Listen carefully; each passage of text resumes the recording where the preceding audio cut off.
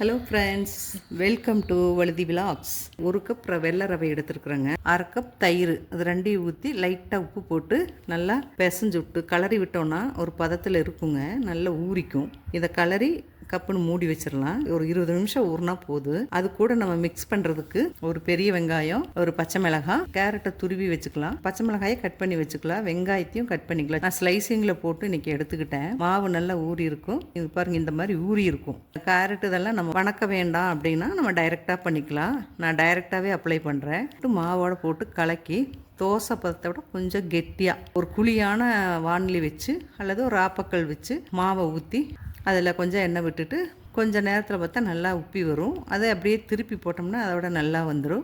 கேரட்டெல்லாம் லைட்டாக ஸ்லைசிங் போட்டோம்னா நல்லா சீக்கிரம் வெந்துடும். இதே மாதிரி ஒவ்வொரு பன் தோசையும் சுட்டு எடுத்துக்கலாங்க. நல்லா சாஃப்டாக வந்துருக்கு. நம்ம சேனல் தான் ஃபஸ்ட் டைம் பார்க்குறீங்கன்னா சப்ஸ்கிரைப் பண்ணுங்கள், லைக் பண்ணுங்கள். Thank you friends.